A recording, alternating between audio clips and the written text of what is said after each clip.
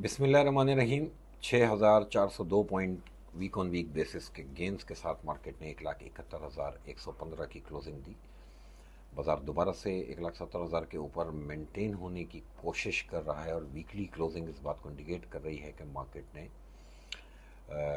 Bulls को दोबारा से फेवर करनी शुरू की है। न्यूज़ फ्लो इस वक्त वो बात है, पूरी दुनिया और पूरी दुनिया की सिर्फ स्टॉक मार्केट ही नहीं, तमाम दुनिया की मार्केट्स में डोनाल्ड ट्रंप साहब के ट्वीट्स और उनका मूड के ऊपर मार्केट स्विंग कर रही है। और अभी तक जो इस तरह का न्यूज़ फ्लो है कि मार्केट्स को अभी भी इंतज़ार है कि ये सीज़ फायर परमानेंट हो जाए और ये जंग किसी तरह से किसी एक रुख पे निपटे, क्योंकि जितने दिन बढ़ते चले जा रहे हैं इन्फ्लेशन के ऊपर इम्पैक्ट आता रहेगा। एक आम आदमी की ज़िंदगी पे उसका नेगेटिव इम्पैक्ट आएगा। जो सबसे अच्छी बात, और हम स्टॉक वालों के लिए जो सबसे अच्छी बात है, वो ये कि ठीक है, लास्ट टाइम भी 100 बेसिस पॉइंट हमारे यहाँ इंटरेस्ट रेट बढ़ा। अब कल जबकि इंटरनेशनल मार्केट में वीक ऑन वीक बेसिस पे $6 ऑयल माइनस बंद हुआ, हमारे यहाँ ₹15 पेट्रोल प्राइस बढ़ाए गए। अच्छा, ये बढ़ाने का रीज़न मैं पिछली वीडियोस में बार बार कह ही रहा हूँ कि हमारे पल्ले है कुछ नहीं। 2-2.5 साल में इस गवर्नमेंट ने सिवाय बातों के कुछ नहीं किया। अगर ये कहा जाए कि डॉलर को स्टेबल कर लिया, तो उसमें भी इस गवर्नमेंट का कोई क्रेडिट नहीं जाता। उसमें हमारी इंटेलिजेंस एजेंसीज को क्रेडिट जाता है कि उन्होंने डॉलर की स्मगलिंग रोकी, उन्होंने अफगानिस्तान को डॉलर यहाँ से जो जाया करते थे वो रोका, और जो डॉलर में जो मैनिपुलेशन हो रही थी उसको रोका। अदरवाइज़ अगर ये भी ना होता तो डॉलर आज ₹350 पे ही ट्रेड होना था। इसके अलावा देखिए, बात यह है कि जब आप रेवेन्यू कलेक्शन कहीं और से नहीं करेंगे तो इजी टारगेट आवाम है, क्योंकि इस आवाम के साथ मसला ये है कि इसको एक गाल पे थप्पड़ पड़ता है तो दूसरा गाल अपना आगे कर देते हैं। हम सोशल मीडिया पे बुरा भला कहने वाले लोग हैं, लेकिन फिर वो बुरा भला कह के हम पेट्रोल पंप पे खड़े होते हैं। ठीक है, एहतजाज वेहतजाज इसको हमने करना नहीं है। तो इसी तरह से ही इस वक्त जो है गवर्नमेंट जो है वो अपने रेवेन्यूज़ बढ़ाती चली जाएगी, और आईएमएफ की वो डिमांड कि आप अपने रेवेन्यूज़ बढ़ाएं, वो कौम से पूरे होते रहेंगे। आईएमएफ से अब आपको $1.2 बिलियन की अप्रूवल मिल गई कल। अब उसका जो है वो अनाउंसमेंट ऑफिशियल आज या कल में आ भी गया है तकरीबन। आईएमएफ की तरफ से भी अब जो है वो बातें आनी शुरू हो चुकी, और बिल आखिर हम कामयाब हुए दोबारा से आईएमएफ को राज़ी करने में। जब तक भी आईएमएफ का प्लान है, मेरे हिसाब से स्टॉक मार्केट्स इस मूड में हैं कि इनमें अभी एक्टिविटी रहेगी। सिर्फ आप ही की मार्केट नहीं, पूरी दुनिया की मार्केट्स, पूरी दुनिया की स्टॉक मार्केट्स में जो भी स्लाइड आई थी, एक पैनिक था जंग के स्टार्ट होने पे, वो ऑलमोस्ट रिकवर कर चुका।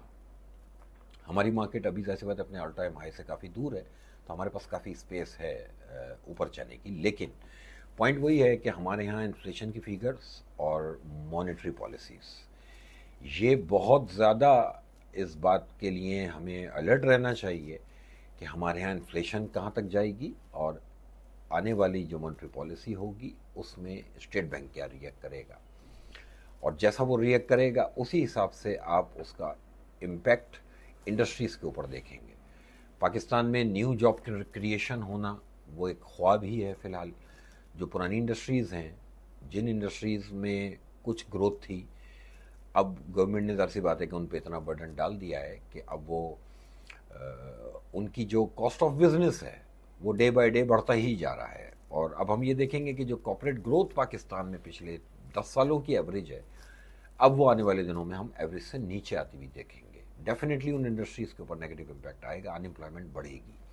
लेकिन जहाँ तक स्टॉक मार्केट की बात है, तो स्टॉक मार्केट्स पूरी दुनिया की स्टेबल हैं और हमारी मार्केट भी स्टेबल है, और दोबारा से बार बार जिन लेवल्स पे आके ये क्लोजिंग दे रही है, तो ये इस बात को इंडिकेट कर रही है कि मार्केट में अभी भी नया पैसा आ रहा है। लेकिन ये जो नया पैसा आ रहा है ये इंडिविजुअल लेवल पे आ रहा है, और इंडिविजुअल लेवल पे आया हुआ जो पैसा है उसके ऊपर ज़्यादा ट्रस्ट नहीं किया जा सकता जब तक आपके कॉर्पोरेट्स ना आए। आपको ये चेक करना चाहिए कि आपके म्यूचुअल फंड्स, आपके बैंक्स, आपके जो भी आपके कॉर्पोरेट्स हैं, वो आपकी मार्केट के अंदर कितने परसेंट जो है वो इन्वेस्टेड है, या आपका जो फॉरेनर है वो आपकी मार्केट में कितना इंटरेस्ट ले रहा है। ये है एक्चुअल पैमाना। अदरवाइज मार्केट में जिगजैग होना, इंडेक्स का जिगजैग होना, आपके इंडेक्स में जब सबसे बड़ा फॉल्ट है वो यही है कि आप अभी एक आइटम को इंडेक्स के किसी हैवी वेटेज को 200 रुपये ऊपर 300 रुपये ऊपर कर दें, इंडेक्स आपका जो है ऑल टाइम हाई बना देगा। अदरवाइज मार्केट कैपिटलाइजेशन जब तक नहीं बढ़ेगी, जब तक मार्केट कैपिटलाइजेशन को हम जो है वो एक अच्छे पेस पे बढ़ता हुआ नहीं देखेंगे, तब तक हमें मार्केट के अंदर थोड़ा सा कॉशियस होकर ट्रेड करनी चाहिए। क्योंकि देखें, इंडेक्स से सेंटिमेंट्स ड्राइव होते हैं, इंडेक्स है बैरोमीटर।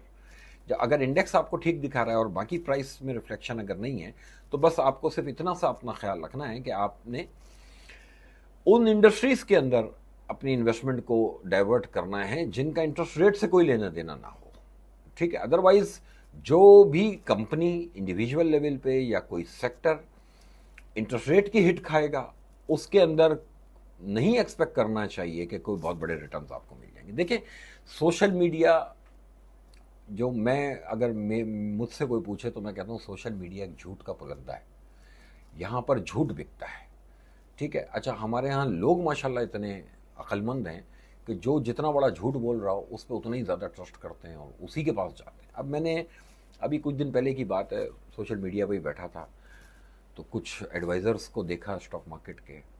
अब वो वीडियोस ही ये बन रही हैं कि 100% रिटर्न, 200% रिटर्न। तो मैं हंस रहा था कि लोग नीचे और वेल डन और शाबाश और क्या बात है आपकी, अल्लाह आपको खुश रखे। इतनी घास खा ली है लोगों ने कि 100 और 200% रिटर्न वो जो आपको दे रहा है, आप उस जो देने वाला उससे पूछने पहले तू दिखा कि आपने खुद अपनी इन्वेस्टमेंट की हुई है उस कंपनी के अंदर, तो ये 200% का रिटर्न जो हमें दे रहे हो खुद लेने के लिए क्यों नहीं आगे बढ़ रहे। बात यह कि झूठ बिकता है, ठीक है। यहाँ पे मेरी कोशिश ये होती है कि जो ग्राउंड रियलिटीज़ हो ना उसको सामने रख के इन्वेस्टर को बताया जाए। क्यों, मेरे लिए भी देखिए बहुत आसान है कि बाज़ार अच्छा हो जाए मेरे कहने पे, मेरी एक्सपेक्टेशन के हिसाब से, तो मैं झंडे गाड़ूँ अपने, और मेरी एक्सपेक्टेशन के बियॉन्ड चला जाए और आपका जो है वो ज़िंदगी भर की जमा पूंजी जो है वो बर्बाद हो जाए, मैं जिक्र भी ना करूँ और मैं अपनी अपनी राग लापता रहूँ। लेकिन इससे इन्वेस्टर बेस ख़राब होता है।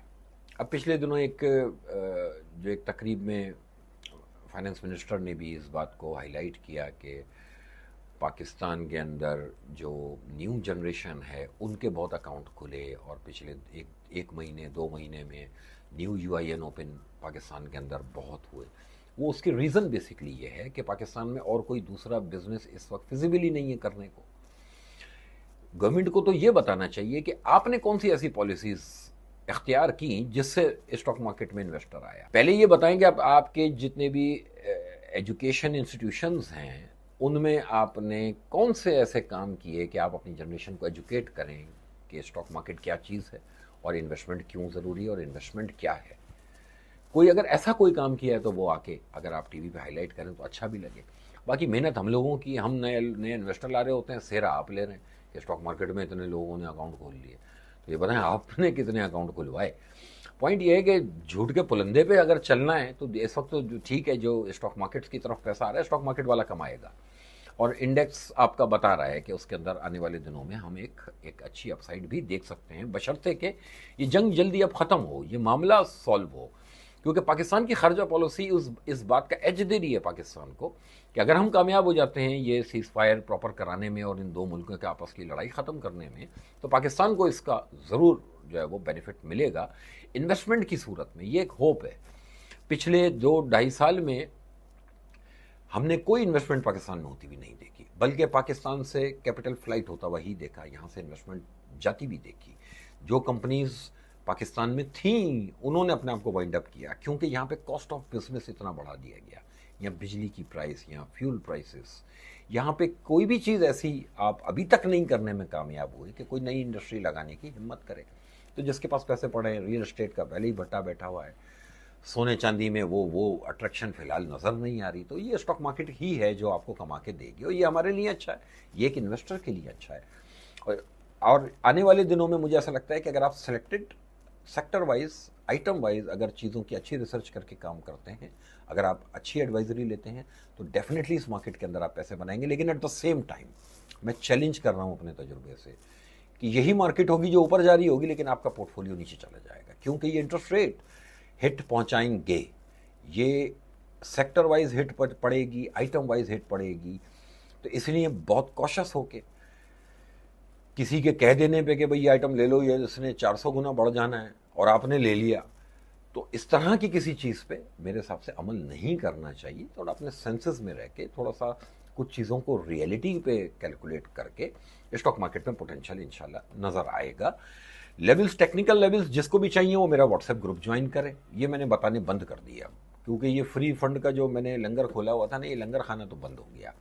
मेरे व्हाट्सएप ग्रुप पे जो आएगा, या फिर जो मेरे पास अकाउंट खोलते हैं मेरे क्लाइंट्स, मेरी जिम्मेदारी है, मेरे क्लाइंट्स को मिलता रहेगा सब कुछ टेक्निकल लेवल्स। बाकी मैंने आपको मार्केट की डिटेल बता दी कि बाजार ठीक है, किस लेवल के ऊपर ठीक है, पिवट क्या है, ये व्हाट्सएप ग्रुप पे और मेरे तमाम क्लाइंट्स को इंशाल्लाह मिलता रहेगा। और जिसको अगर ये व्हाट्सएप, अगर ये टेक्निकल लेवल्स मेरे चाहिए होते हैं, वो मेरा व्हाट्सएप ग्रुप ज्वाइन करे, ठीक है, मेरे पास अकाउंट ओपनिंग करे, मेरी जिम्मेदारी पे आ जाए, उसके बाद इंशाल्लाह ये लेवल्स भी मिलेंगे। गोल्ड और सिल्वर में काम नहीं करना चाहिए, इसमें इन्वेस्टमेंट नहीं करनी चाहिए।